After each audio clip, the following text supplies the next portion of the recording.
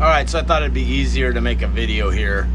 Talking about some of the ways that can be cheated. Yesterday when I was in the meeting, we were actually running some pop-up gear on our coon stripe gear. We're putting a pop-up on one end and a surface buoy to mark the gear on the other end. But we accidentally ran one and set one without using the app. Because we didn't call for the pop-up, we ran the other end that had the surface buoy. We didn't have to use the pop-up. And then I was in the meeting, so when we were setting the gear, we set the gear without setting the pop-up because we never deployed it. We just threw it back in the water. So what that does is creates a scenario where in the app, this is my screen, my plotter. In the app, that buoy still shows, that pop-up still shows right here in this position is where we picked it up from. We started on this end with the surface buoy, we ran the gear, we got it on the boat, and then we moved the gear, set the pop-up here, the rest of the gear, and then threw the surface buoy off here. So the app still shows the buoy here, but it's actually right here.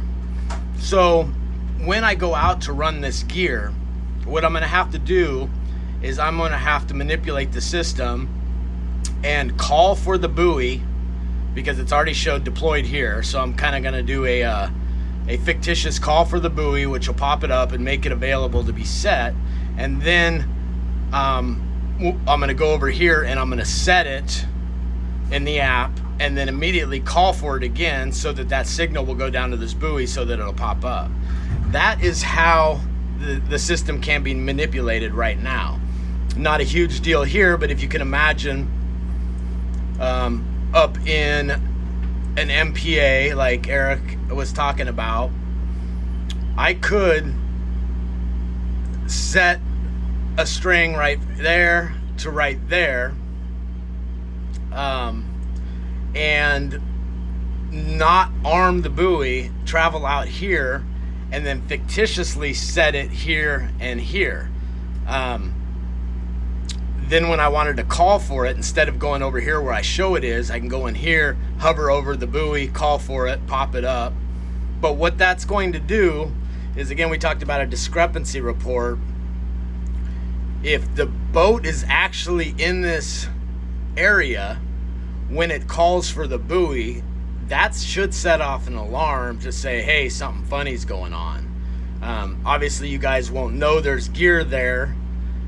You'll think it's here, but the discrepancy report is going to show, hey, buoy, serial number, whatever, was called for while the boat was in this position. Gives you something to investigate. Same thing here. Another thing, this is kind of a mock-up of what I would see as a boat. If this is a bunch of strings of crab gear, I can see, all the yellows are on the app that show where gear is set. So if I'm out trying to set gear, obviously I'm not going to set gear right across this line. Mine would show up in red.